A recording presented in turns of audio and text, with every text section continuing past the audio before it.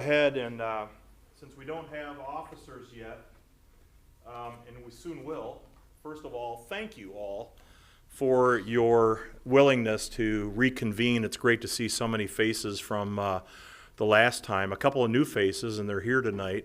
Mike from City Council, Mike Schultheis, and Kyle Engbers from the Holland BPW. But otherwise, we will have seated really 6 of the previous 8 members of the strategic development team, and we're back together in alignment with the recommendations that this group made last time in terms of the cadence of this SDT work, getting back together and reconvening to look at the work that's being accomplished towards the plan overall and the strategies that were identified last time. So to get the meeting started, I'm going to go ahead and just call roll here to establish quorum, and the first item of business after we do that is really to get the officers in place. So with that in mind, I'll go ahead and just call roll here, starting with Corbin, Schultheis, Present. Thompson, Here. Engbers, Here. Christians, Here. Feltman, Present. Williams, Pajot. So we do have 5 out of 8. We do have a quorum. First item that we have, next item on the agenda rather, is the election of a chair and vice chair for this group. So to get that established, just so you know, in the outreach and discussion with the members, Brian, who was your chair last time, does have some conflicts coming up tonight and another one this next meeting, but he has a lot of obviously experience in this topic and a lot of background, but he's asked to really not be in that chair position this time. Graciously, PJ has indicated a willingness to do that, and also Travis has indicated a willing to be a vice chair. But again, this is something to open up the nominations for chair and vice chair, so just wanted to give you that background before we did that. So with that, I'm going to turn it over to the group here to see if there's a nomination or essentially a motion for chair and vice chair. I'll make a motion to nominate PJ for chairman. Second. Okay, we have a motion support. Any discussion on the matter? If not, all in favor signify by saying aye. Aye. Aye. All right. Any opposed? That carries. Well, PJ, you're the chair now. I can actually turn it over to you for the vice chair then at that point. So go ahead, sir. Thank you, Dave, and thank you, everybody. It's great to see everybody again. Would the board, or would our group like to take action on a nomination of a vice chair? I'm forgetting the name of who volunteered. Travis. Yeah, Travis Williams. All right. Yeah. Motion to nominate Travis as vice chair, especially with him out here. Seconded. That's a motion by Schultheis, second by Williams, or? No, I did. Oh, you did? Yeah, Boyd did. Second by Boyd. Any further discussion? All in favor? Aye. Opposed? Travis is our vice chair. So at this time, going into our agenda, item number 3 is to open the meeting up to public comment. We allow anybody who would like to address this group the opportunity to do so, requesting you state your name and address for the record, and adhere to a 3-minute speaking limit. Any public comment today? Yes.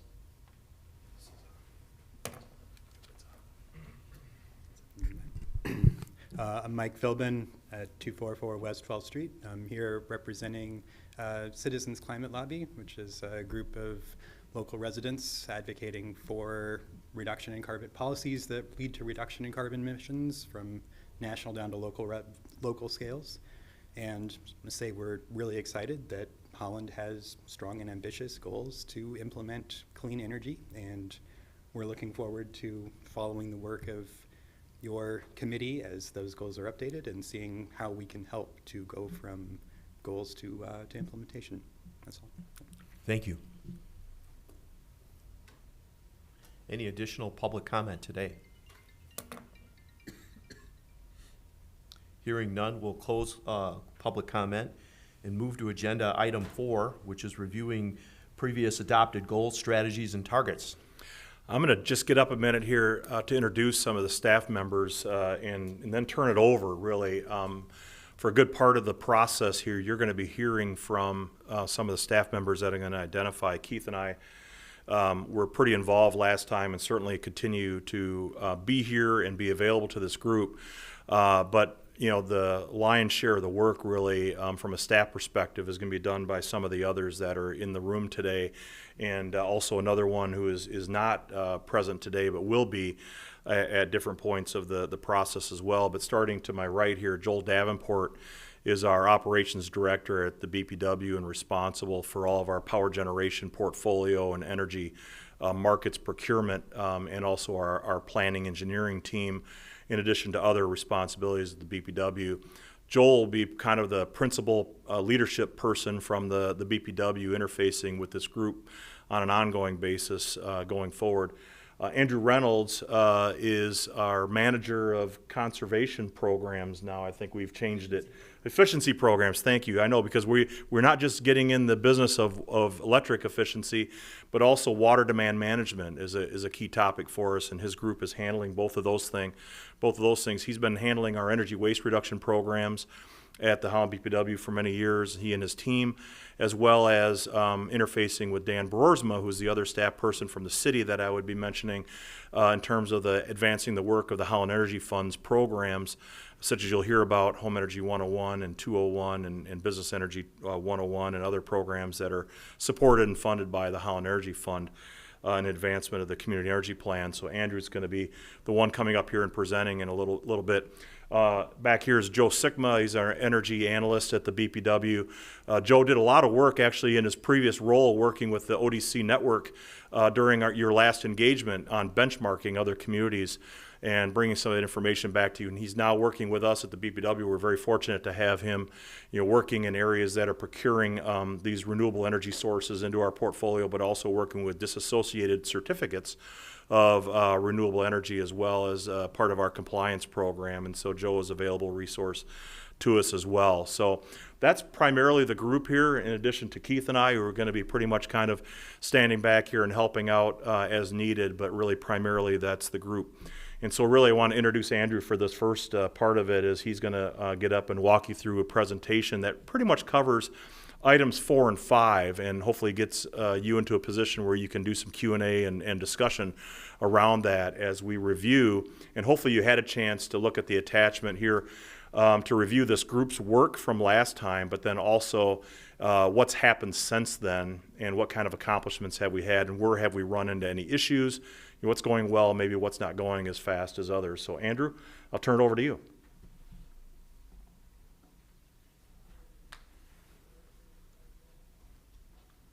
All right, thanks, Dave. Hello, everyone. So this presentation was not attached in the packet. The attachment in there was the recommendation report from last time, which hopefully looked familiar to most of you. We weren't planning to go page by page through that, but we will kind of hit on all those 5 levers and kind of the current status in these slides here.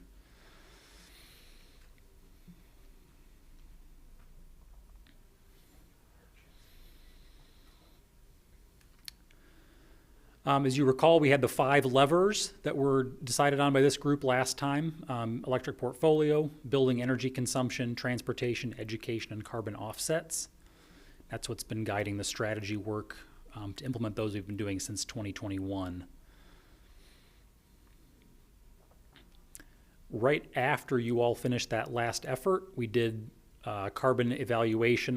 We've been doing this on a biannual basis, so we kind of did the latest version right after that SDT report was completed in 2021, and that was actually the first time we'd gone back up a little bit in our carbon emissions. So that was the 2022 result, and by the end of this presentation, I'll give you the 2024 result, but I had to keep it in suspense a little bit. We'll get that at the end. Andrew is a professional presenter. That's right. And so that SDT goal that was set at the end of that report was 12.25 metric tons by 2030. That was where we were hoping to get, but obviously then there was a little bit of an increase there in 22. One of the other recommendations from your group, just summarizing all this for the public's benefit as much as yours, was to reconvene on roughly a 3-year cadence, so that's why we're here today. And those are some of the other governance recommendations included there as well on keeping a consistency of participation from you all, but also trying to expand stakeholder participation to a wider group in the community.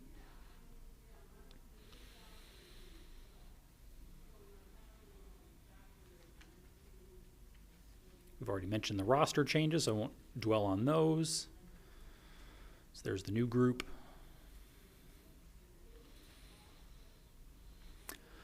A lot has changed since 2021, so wanted to just give as much as we could a brief overview of the changes and how they have implications for what we're going to be able to do as a team going forward in the next couple months. One of the big pieces at the federal level that changed since the last report was completed was the passing of the Inflation Reduction Act, the IRA. In the last few months, there's been even more changes with that because a lot of that has been put in doubt or officially rolled back. So we'll talk a lot about that more in detail as we talk about particularly tax credits or equivalent tax credits for the cost of renewable energy development. That's a big piece that is now probably off the table that we thought would be there when that law was passed. But also equally important are the state of Michigan's energy laws have changed since 2021 in a big way. We won't go into all the details of that today. That'll be more focus of next month's topic, looking more at the energy portfolio. But in a nutshell, those new laws require drastically more renewable energy to be in all utilities portfolios by 2030, jumping from what's essentially 15% requirement now to a 50 requirement by 2030 as it currently stands, and then increasing beyond that in the very near term thereafter. So those laws are still on the books, but we'll get into that, like I said, more in the next meeting, most likely. On the local level, some things worth noting. BPW did complete an update to their Integrated Resource Plan, or IRP. That planning document for looking at what kind of energy and capacity needs the utility has going forward, which obviously has connections to what resources we have to secure to be able to meet those those energy and capacity needs. So whether those are renewables or something else, that all drives into what kind of emission factor the utility has and therefore what carbon emissions we have. So that's all connected to that. We have seen load growth from some of our large electric customers, in particular LG. It's not a surprise to anybody. There are some nuances to that in terms of whether or not those large customers are buying renewable energy certificates or not, and how that plays into the carbon calculations. But again, we'll get into that over the next couple presentations. We've launched a new Home Energy 101 walkthrough program for residential customers. It's been very successful. That's kind of certainly upped the game on outreach and coordinating with residential interests and the CEP. I think it's been really successful at getting conversations started with those customers, so that we're not just focused on the big customers. We're trying to talk to as many people as we can in the community and get their buy-in. Similarly, we've launched electrification rebates at BPW. That was one of the strategies that was recommended by the SDT team, and that's been successful so far. We'll talk about the details of that. And another one that kind of touches on a strategy that was recommended was having some kind of local sustainability learning center of some kind, and the DeGraff Nature Center has kind of become that, with ODC's and the city's kind of teamwork on renovating that space to be more of a sustainability center, not just a nature center. So that was a lot that's happened since then. What I'm going to go through here is just those specific 5 levers across the top. There were strategies that the SDT team suggested under each one of those that would help us get to the goals of the overall CEP. And so we've had progress at varying levels on all of these strategies, but just trying to give you a quick update on everything and where we're at today. I've tried to use the color coding system that the SDT recommended with a green, yellow, red, with some variation on hues of greens. So hopefully you'll give me some leeway on this. But we've tried to assign solid green here for the things that we can pretty confidently say are complete. So for example, we did a tactical action year-long study at the BPW a couple years ago that did evaluate the local value of solar. That was a recommendation that came out of the SDT team. That was completed. That report is written and done. Similarly, for some of the other ones that are here in solid green, I won't go through all of them one by one. But for example, we had no incentives for certain types of electric vehicles back in 2021. We have those now, so we're calling that complete. Similarly for electrification and increasing the funding for our EWR programs. So those are done. There are then some additional strategies that we're putting in light green because there has been some work done, but certainly more that could be done on those. For example, increased renewable supply. We're at 15% now, but in terms of the actual wording of that strategy was to increase it by 2030, so we haven't increased much since 2021. And obviously there's the new law that would require us to increase substantially by 2030, so that's more of a driving factor than what we've done since 2021. The adoption of the renewable energy rate, if you'll recall, that's the option for customers to buy up to 100% of their energy from BPW as renewable. That actually has increased quite substantially from about 0.25% of our sales when this recommendation was given to a little close to 2% now. So about a six-7-fold increase. But we'll get more into that one and what the options might be to even enhance that beyond where it currently is probably in next month's presentation. The city buildings carbon reduction there at the bottom towards the building energy consumption list. We have done well in getting, certainly assessing the city's carbon emissions from their own buildings and BPWs as well. We are buying renewable energy certificates on the electric side so that all of that electricity is from renewable sources. So we are essentially on track, if not already there, to meet that goal, but there's still more we could be doing, therefore it's not solid green. I think we can continue to find projects that could drive it further down. On the transportation side of things, we do have a purchasing policy in place for the city and DPW fleet vehicles.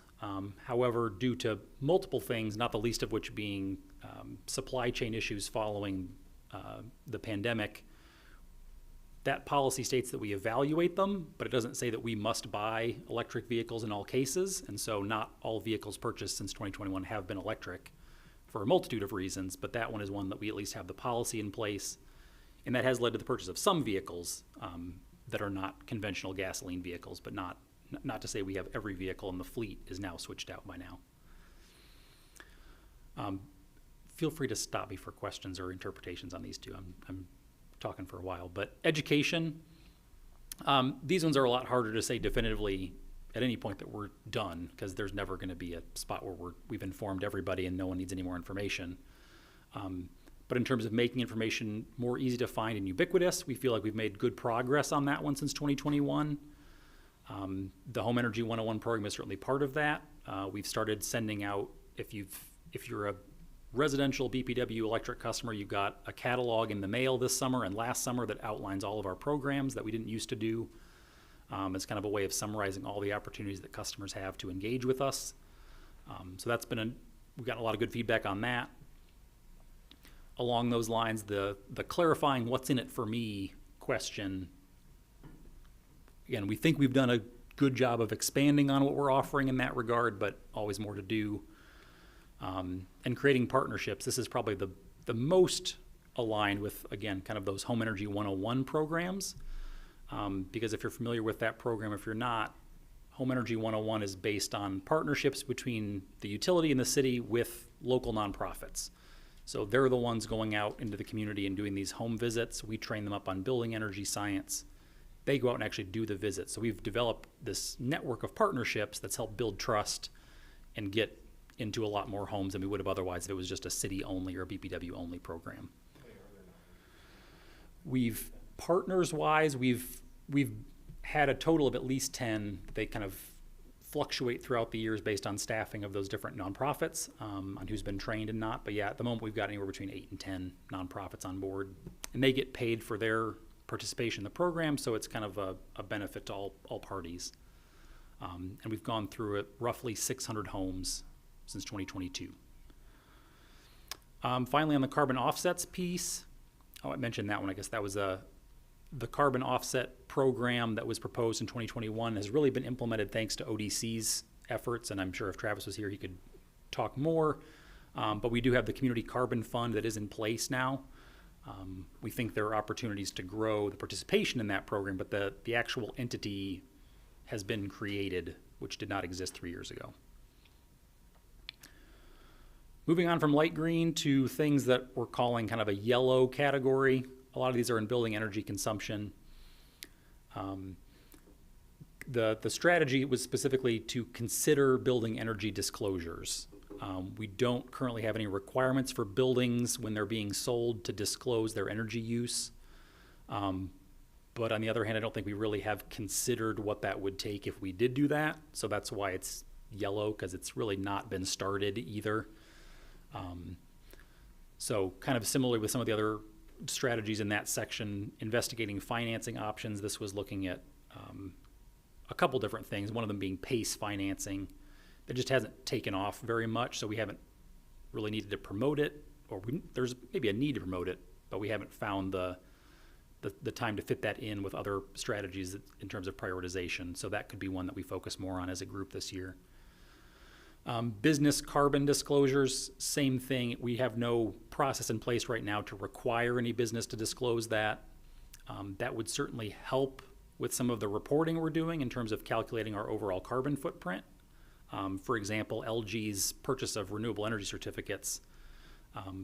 We are aware of that through extensive conversations with LG. There's numerous customers we have not nearly that level of conversation with to know if they're buying something, and they don't necessarily have to report that to us. So they could be buying it and we don't even know that. But theoretically, that should be taken into account in the carbon calculations, because their electricity is not 15% renewable in that case, it's 100% renewable, whether we sold it to them or not, or they bought it from a third party. So it would be good to know that. We just haven't built that process for transferring information yet, which also connects to the carbon offsets piece. Similarly, investigating natural gas-free zones. As far as I'm aware, we have not actually investigated doing that extreme of a step, just because it hasn't been investigated. We've talked about it a little bit. There's state legislative limits on that, quite frankly. Yeah. So we've taken the approach of, rather than requiring something be gas-free, implementing these new incentives to make it gas-free and seeing how that works in terms of uptake, and that's where we're at now with that one. And then the education one that's in yellow, engaging directly with businesses, is related to what I mentioned with the carbon disclosures. We've certainly increased our ability to engage with businesses. On the BPW team that I manage, we've added a second person to be more of a direct outreach to small businesses in particular, which has gone well so far, but that's only been about a year that we've had that person on board. So more to do there as well. That's why it's yellow and not more of a green in process, because I think there's enough additional business we haven't talked to yet. And then finally, the ones that I would consider that have kind of been a red category are those that we've attempted to start but just not gotten a whole lot of traction on, one being a more regional mobility plan. There have been conversations in the past couple of years, but hasn't gotten much footing yet in terms of strategizing about how we can reduce things like vehicle miles traveled, things that impact what our transportation emissions come out to be, but right now we haven't done much to influence those in any way or try to influence those.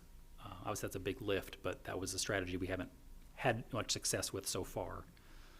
And then also, I've already mentioned this, the carbon data. We know it's out there for some customers, and we just don't have it and need to find a way to get it. Yeah, if I were to add something, Yeah. on the mobility plan, and Keith and I have had conversations with leadership at the MAC and MAX Transportation, as well as involvement from Lakeshore Advantage, and I think there's collectively an interest there, again, like Andrew said, getting that prioritization around it. We always sort of identified, I think last time that the recommendations were made, is that the city BPW would not be a leader on that, because that area is much broader from a regional transportation aspect than just the city of Holland. And rather we would be a participant in that process. So again, trying to get that, and not to put any blame in terms of why it's not started or where it's at, but it's going to take that collective effort from multiple parties that we would be sort of a participant in that process as opposed to a leader in that. So, Dave, would you say that, has there been a leader that's presented themselves? over yeah, this period of time? I would say, again, thanks to Jason at the MAC as well. I think there's an interest there in broadening that transportation planning process that they do right now. And a lot of their transportation plans speak to sustainability issues within them. But when we got together after this and started looking at it, they were right on the cusp of updating their plan and already had gone out for the actual engagement with a third party to do that work for them. So I think what we need to do, and we spent some time as a group actually looking to see if there was money available through grants or through the state of Michigan somehow where we could actually have support for a facilitation process around strategic plan development on mobility. It turned out that at the time, a lot of things that were coming out of the state were very specific to products that might lead to last mile solutions or other sort of mobility solutions as opposed to the facilitation of a strategic plan itself. And so there are, I think, leaders of interest. Like I said, I think the MAC Area Coordinating Council would be a great leader on that. But where they were in their process at that time around really didn't lend itself to sort of an ability to have a more comprehensive mobility plan incorporated into their current planning process. And Dave, just reality, there's been a leadership change at Max. Yeah, and then at Max, at the actual Max Transportation, busing around the city, there's been leadership changes there as well. Thank you, Keith, for pointing that out as well. And so that's been another maybe, I'd say, not a hiccup so much, but just a realization that, from a leadership continuity and somebody else getting up to speed, it's going to be a little bit of a timing issue with that too. But certainly something that, could be, again, revisited and additional emphasis put on that. Any other questions on the strategies or like what the status is that I tried to present quickly here? I mean, there's a bunch more we could dive into on any of these in particular if you have a particular one you want to learn more about. This is just our best effort to try and get you a high-level update on the status on those.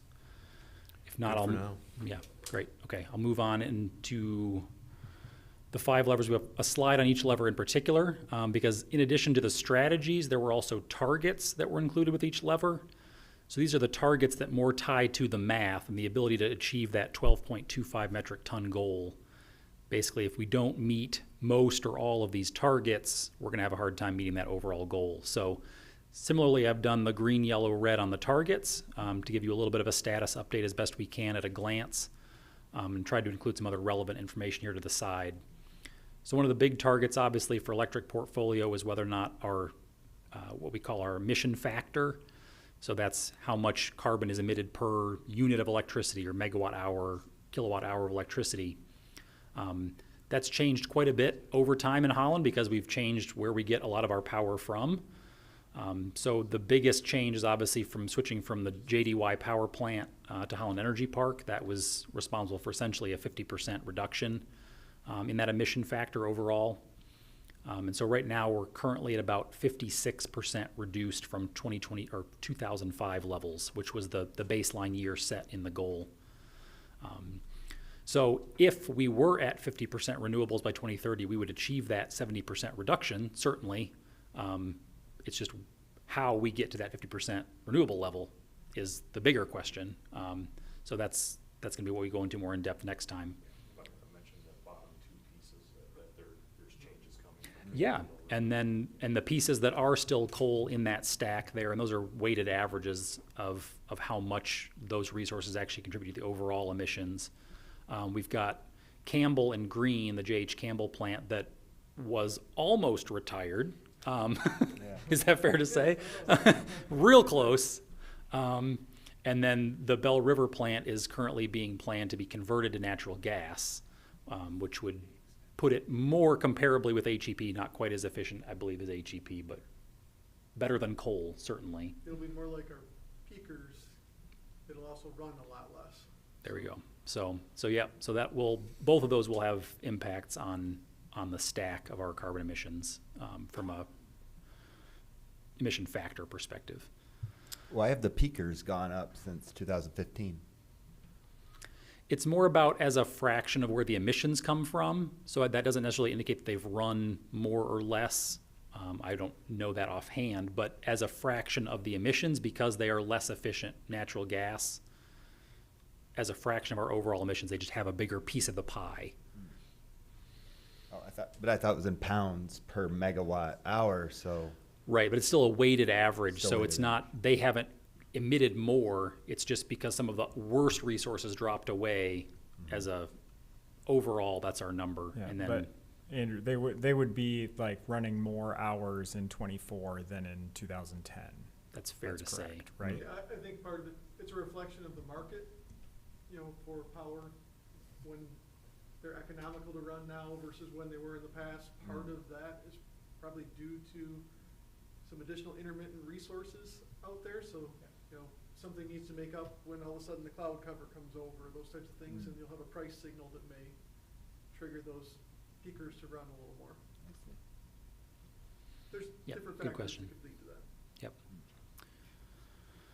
The two other targets that we had under electric portfolio related to SAIDI and SAFE. The acronym is just referring to the duration and frequency of outages that we experience in the electric utility.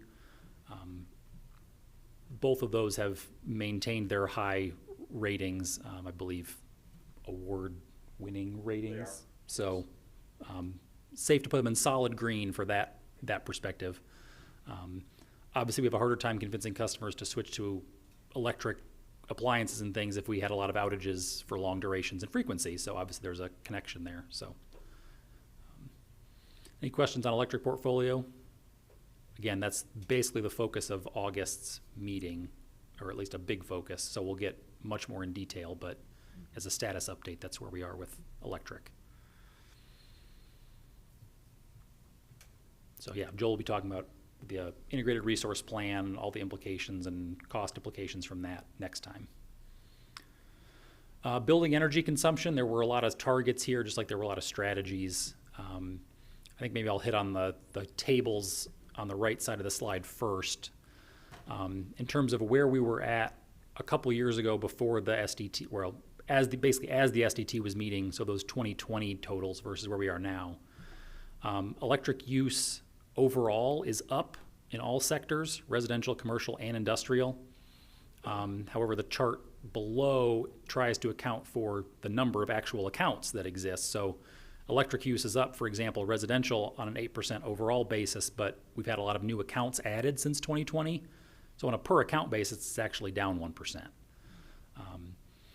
So the same theory with how the carbon is calculated on a per capita basis is that doesn't hurt us as long as we're continuing to account for the number of people who are actually using that electricity.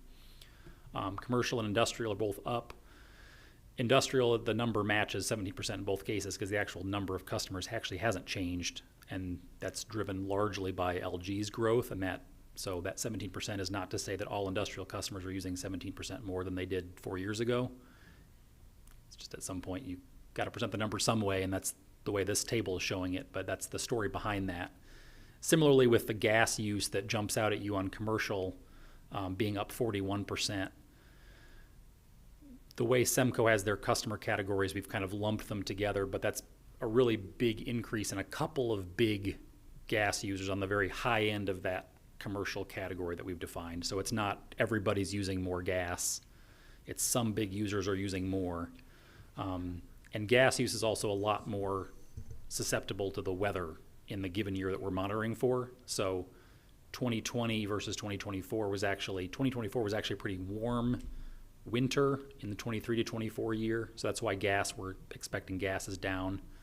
I don't think that 15% savings is all customers switching to heat pumps is what I'm saying. I think there's a lot of, well, Keith is at least 1% of that 15% savings. Thank you, Keith. So there's a lot to read into those numbers, but there's a little bit of, we can't pat ourselves in the back for savings every time, and we can't penalize ourselves for increases all the time. But there will theoretically be increases in electric use, even on a per account basis, as we continue to electrify customers. At some point, that's going to have a visible effect, but we don't think that's much of the reason for the swing one way or another at this point. In terms of the targets themselves, one of them was to establish baseline building energy metrics by 2025. I might be generous putting that one in yellow because I've done some of those myself, but they've been put to no use up to this point. We've tried applying them in some of our building energy walkthroughs that we do with individual customers, but it's really hard to put a label on how much your type of business should be using.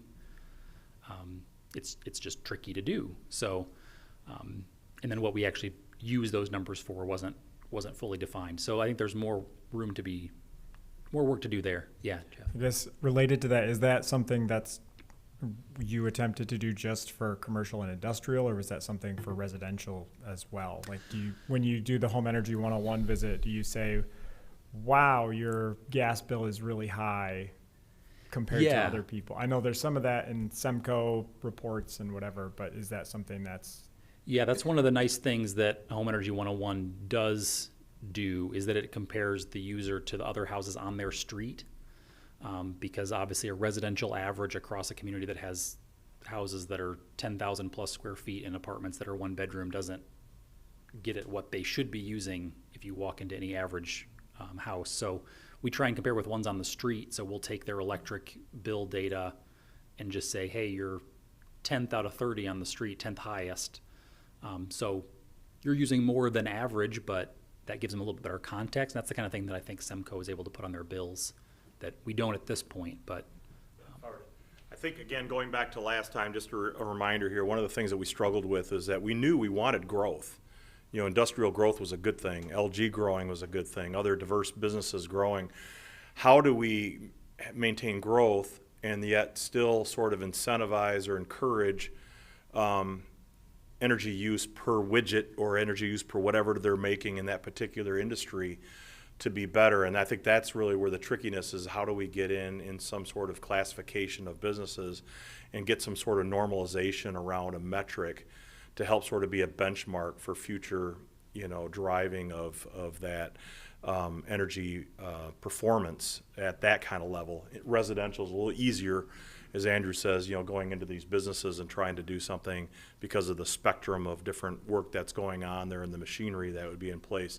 Gets a little more tricky, but is one of the things that this group sort of wrestled with, is because we're sort of, I say penalized, but our metric overall from a per capita standpoint deals with a population base that's fairly fixed as a denominator, but yet in a very robust industrial sector that continues to grow as a numerator that drives some of the energy and therefore the carbon numbers. And so that was one of the things that we said, well, if we could achieve some better understanding, then maybe it would even influence how we would look at the overall metric, from the community energy plan perspective going forward, and maybe start to refocus us in a different direction. That's just one follow-up to that. Do companies share anything with you? Obviously, I would imagine in the last 5 years, more companies are thinking more seriously about this as they get pressure from automotive suppliers and whatever. Do they share with you, this is some of the stuff that we're tracking, this is the energy per widget, and this is how we're working on it? Do they share anything like that with the city? Sometimes. I think that could fit in really well with, again, kind of like the carbon reporting, is if we can get some better understanding of across the board what are some metrics that companies are tracking related to energy use, not just whether they're buying RECs or not. That could be the same conversation. Because right now, no, not really. When our team does things like custom rebates in an industrial facility, if they're buying a widget maker, a new widget maker, and it uses less energy per widget, we can give them a rebate on that. So we'll go through the math in that specific case with them, but we don't have those metrics on other businesses who aren't doing those rebates to compare, for example. The other targets here, so target 2, a 20% reduction in carbon emissions from buildings versus 2020 levels by 2030. I put this on kind of an on-track lighter green because, again, big assumption that we can meet all the energy requirements of the state by 2030, then we would achieve that. We'd be on pace to achieve that, even if usage didn't change very much between now and then. So obviously we're still trying to decrease any kind of energy waste as well, but on pace for that one. Target 3, however, a 10% reduction in electric use from buildings, I put as yellow because, again, that's not impacted at all by whether or not that's renewable electricity or not. That's just, are we using less on a kilowatts per square foot or whatever basis we decide to make that. I can't say we're necessarily on track for that one. We do have a a goal on an annual basis at BBW, at least the last couple of years, to save 2% of our electric sales per year through our energy waste reduction program. So year over year, if you total that up, we would, be close to that 10% number. But on a overall sales, without adjusting for per accounts or anything like that, I don't think I can say we're on pace for 10% reduction overall. Target 4, reduction in gas use. Maybe generous giving this green. It was hard to say it wasn't green because we were 15% lower than 2020, but again, that's a lot of climate factors, weather factors that, not to say we can claim all of that as things we've done to reduce that, but I do think there's going to be more opportunities for electrification every year we go from one to the next that will help drive that number down. And then also converting 5% gas to electric use. This is a hard one to measure because sometimes that happens without us knowing about it. We're trying to make customers aware that we can probably give them a rebate if they do such conversions. Certainly on the residential side, we have those rebates available and people know of them, but on a business side, it's a little bit harder. So we'll track what we can, but that might be one that we need to focus more on in terms of a metric to keep an eye on that. Yeah, Jeff? So just a, Yeah, absolutely. so just kind of a quick clarification, because I forget what we were thinking about with target 3. Obviously, like, we want to still use energy because we need to, like, you need to make things and have buildings and stuff. Is that the 10%, were we thinking a like 10% reduction overall, like off the top, or were we thinking like a 10% reduction in waste, but hey, this other factory opens up and like our overall portfolio goes up, but now we're just wasting less, what is the correct interpretation of that 10%? Was that tied to the efficiency gains? Yes. That's what I thought too, is that we did still want to have reduction in. Yeah, and that's why I think we, again, the 20% is a bigger target on the carbon reductions, is because we knew that some of the big growth that was going to be coming also likely was going to be coming with either voluntary subscription to renewable energy purchases or certificate purchases. Through LG, they've kind of had that commitment to 100%, renewable here, and as others continue to adopt that as a corporate philosophy, that might allow us to go beyond the 10% in the carbon situation, even though, you got to account for the gas on that, and, the extra amount of electricity was that was sort of a movement, from those companies to be more, green beyond the levels that we might have in our portfolio. Right, so that was, I guess to clarify, like you sell, I'm going to make up dumb numbers, but you sell like 10 gigawatt hours of electricity, we want to move that down to 9. Yeah. Is that what that 10% Yeah, means? it was, but again, the big variable here again is that overall growth number and not being able to control for that. That's why, that first target is also really important, is I think this group sort of wrestled with, okay, we're going to set that as a target, but we really should be thinking about in the interim, and that's why, we're not there at 2025. We wanted to be, but we wanted to have this magic sort of ability to say, okay, instead of focusing on an overall reduction in energy, let's focus on an improvement in the efficiency at which these companies are actually producing their products. And that's been the tricky part, is trying to figure out how to get to that metric. Yeah. Yeah, it's tricky. Any other questions on the building energy consumption piece?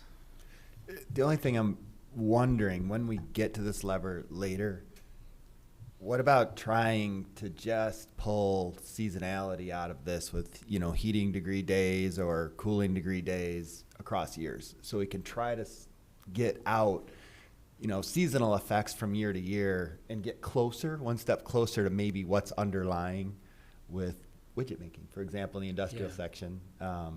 I just wonder if we can do something, because comparing 2024 to 2020 and then to well, we don't know, was it a bad weather year? Was it cold? Was it hot? It feels like there can be a normalization there, right? Yeah, we could certainly attempt that.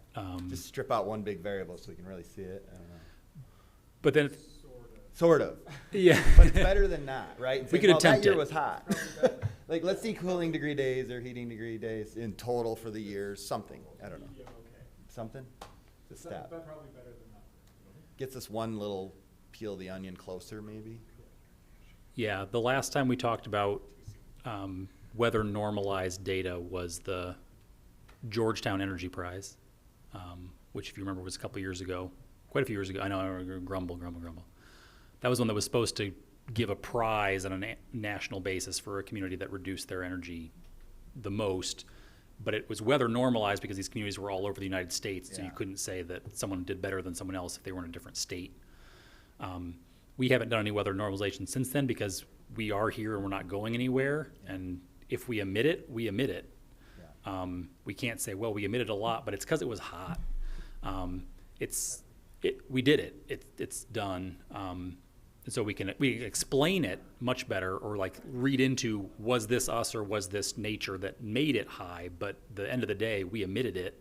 So that's fair. Whether Even it's hot or showing- not. Yeah, even But- showing the heating or cooling degree days might help. Rather Yeah, than yeah, trying to yeah. normalize, And but we do yeah, have that. like- We can use the heating degree days as a way of explaining I part see. of it. Yeah, you're right. That is a good thing we makes could show in that next presentation on that topic.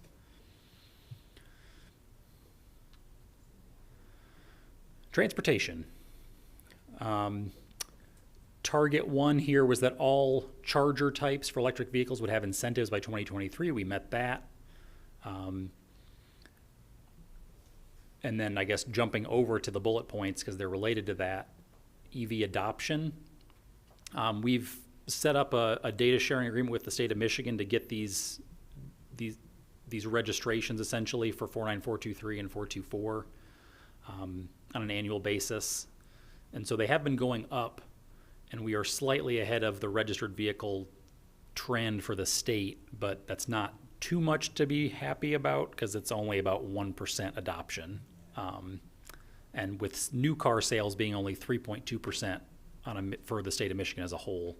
So we're not going to get to that 25% EV adoption by 2030 at that pace, which is why that one's red in target 4.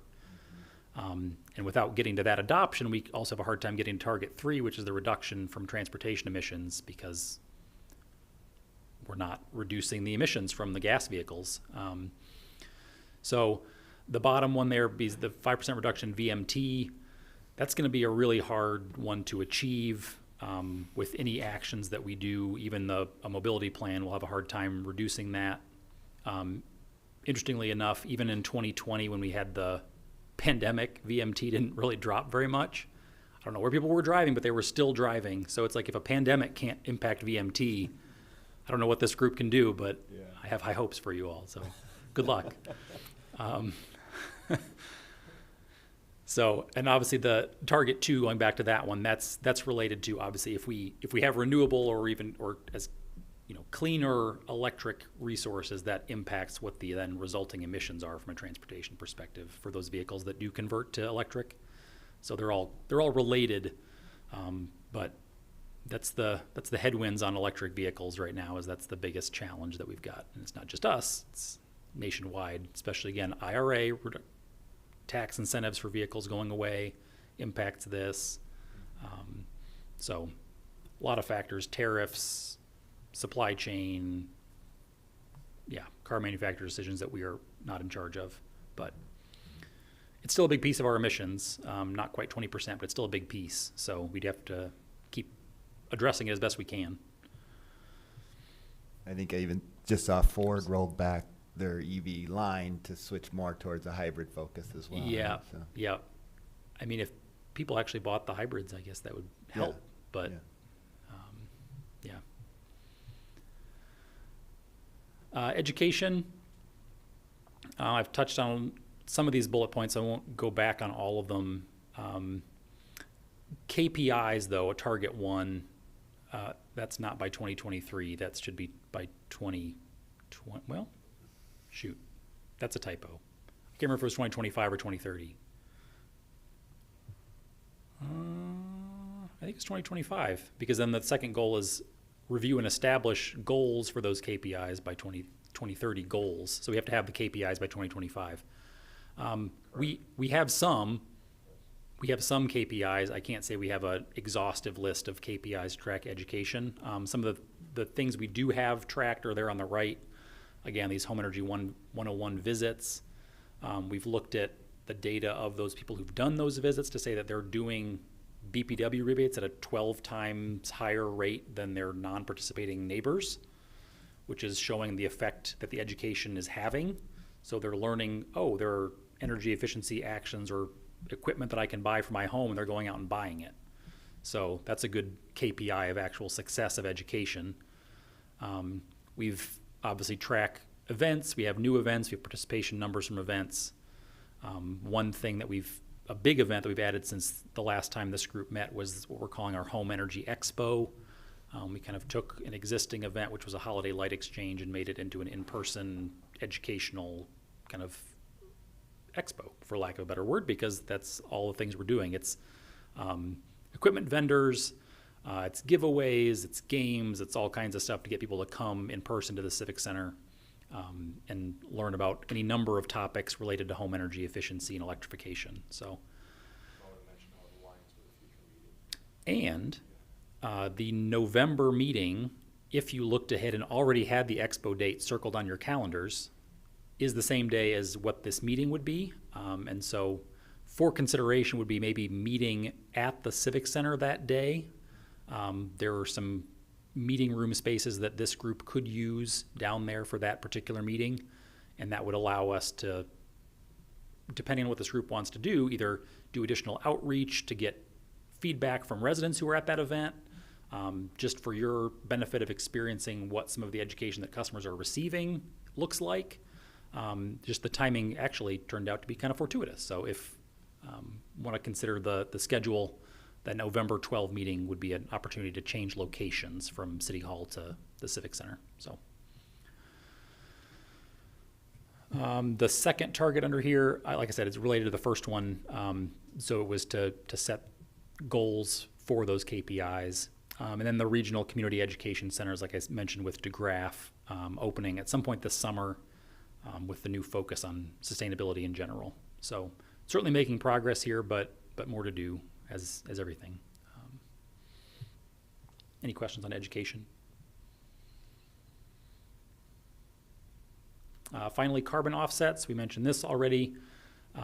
We certainly do not have 100% of businesses using offsets and accounting for them when they do. Mentioned that a few times. That's a need to know. We would like to figure out a way to do that, but we have not done that yet. But thankfully, we do have the Community Carbon Fund now that is an opportunity for businesses to buy offsets.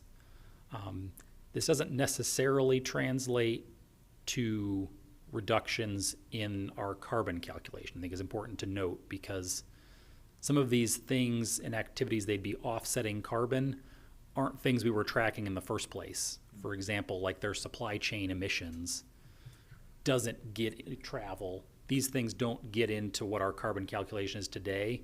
So just simply having a business participate in this new program doesn't necessarily mean we'll see the same reduction in our carbon totals.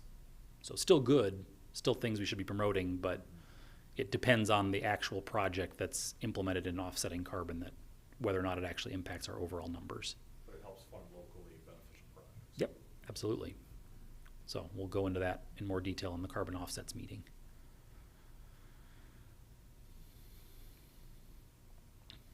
All right, so 2024 results. I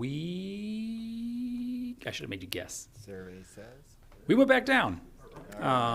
So again, weather can play into this too. The 15.7, right. 15.6. Yeah, actually, I think it was 15.8. We're Okay. rounding up. So yeah, we're even taking it conservative to 16. Yeah, Round right, not the buck, 16.4. Yeah. We'll say that 2020 was kind of an anomaly with, I think that was probably artificially low for 2020. So I think our downward trajectory is pretty safe to claim there. I think we've kind of continued that. It's not that we really went back up that much in 22.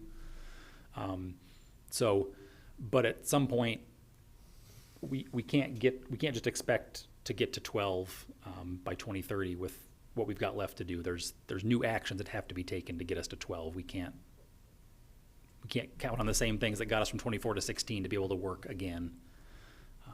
But that is encouraging of where we are now and what's left to do in the next couple of years.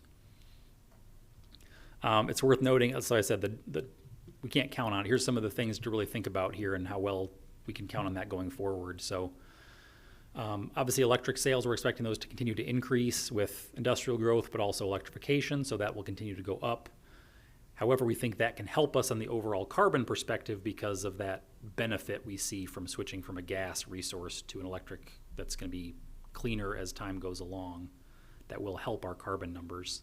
Same thing with the emission factor. As that gets better, that will just further reduce the carbon overall. There's nothing that's specifically, other than electrification, really driving that gas use down right now. So that could, again, with the weather impacts, fluctuate quite a bit yet in the next couple of years.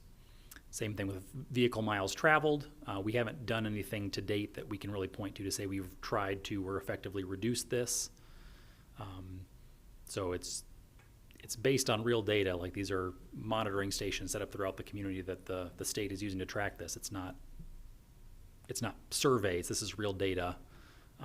So we just need to find ways to see if we can influence that. And then finally, on the renewable supply, specifically those IRA changes and rollbacks are going to have a big impact on the ability for all utilities, certainly utilities in Michigan, trying to meet this law to meet their goals and targets. It's not just that it's 30% more expensive or 40% more expensive. It's just maybe projects can't even get done that would have otherwise been done. So it's a supply and a cost thing. But that's an August topic.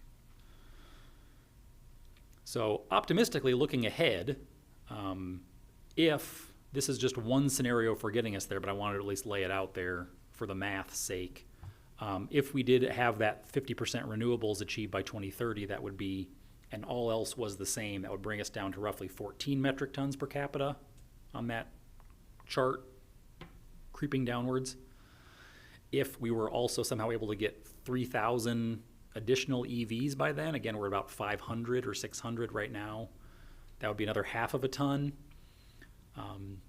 And then I think achievable levels of efficiency and electrification, not outlandish assumptions here, could get us another 1 to 3. So that would put us in that 12 metric ton per capita ballpark. So we don't need to create anything too crazy to get to that number. There's lots of other paths that could get us there, but that's one that seems feasible to get to that target that was set a couple years ago. I did throw one chart at the end just because I didn't show it before, of the actual breakdown of where the emissions come from right now in terms of like a piece of the pie. So again, electric right now is about 50% of the overall. So again, of that 16, you can account for about 8 of that from electric use at the industrial, commercial, and residential level. About 6 of that 16 is from gas use, and then about 2 of it, or 16%, is from transportation use. So that's the pieces of the pie that we're working with. Any other questions for me? On the industrial electricity component, 28%. When you look at and PJ, you might have a little insight here too. When you look at like how solar, some other programs impact on an industrial user's electricity amount, they can use solar to offset standard day-to-day operation, right? Heating, cooling on, say, a Sunday, general lights, things like that. But it's really hard to offset making the actual widget, using presses. It's hard to offset that using solar because of the battery component just really isn't there yet to be able to house that much energy to run a large press. Is there a way to look at, because if the technology is not there yet, it's really hard to push on a user to say, hey, how do we incentivize you to be more efficient and offset some of this with solar, wind, whatever it might be? Is there a way to break down that 28% to look at how much of that is really manufacturing versus just building, standard building operation? Does that make sense?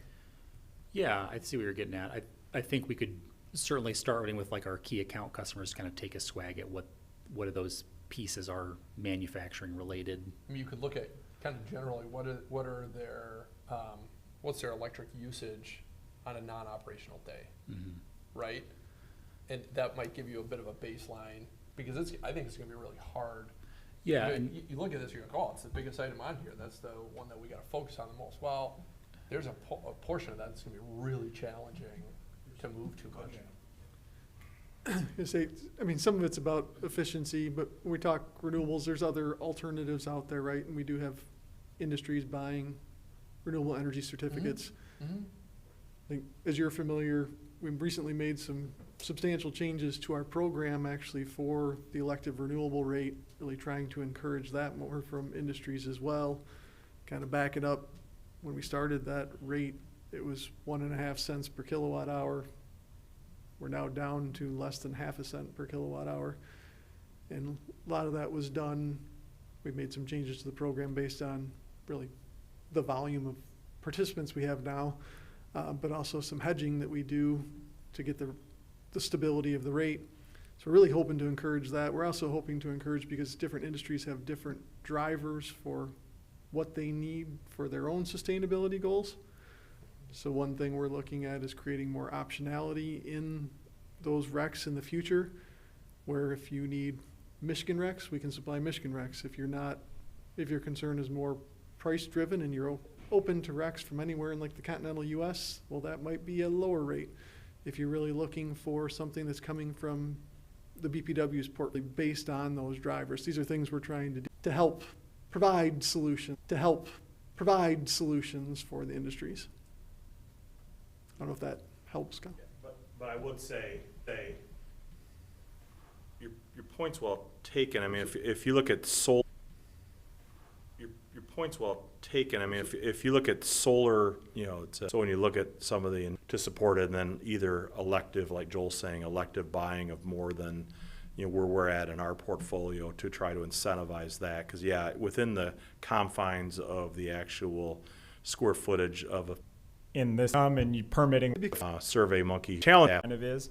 So I guess, like, can we talk a little bit at this point about what we're trying, like, what To I you, don't want to right? do that much. But I would say that you know, that lift really sort of for the first time can break this puzzle into 5 levers that we can sort of were targets, and a lot of those targets were 2030 targets, and we are not at 2030 yet. So I think really this time is with what we're seeing. Are there tweaks in terms of those targets that need to be identified? And then also, you know, what emphasis on groups charge here under each stop there, because otherwise I'm really diving into the work of this committee. So, Dave, yeah, in my mind, listening to the red, yellow to pivot, spots that reality over the past few years has maybe presented facts, you know, that will this strategy work? So which strategies are working well, even if they aren't a green now? But yes, they can work well. It's a natural state of things over the next 3 years versus pivoting on a few of these. And some might be an X out. And then there might be some new ones that emerge too. But I'm not married to these. Not transpired based on what our thoughts were at that time. I think those are the kind of things we probably should consider.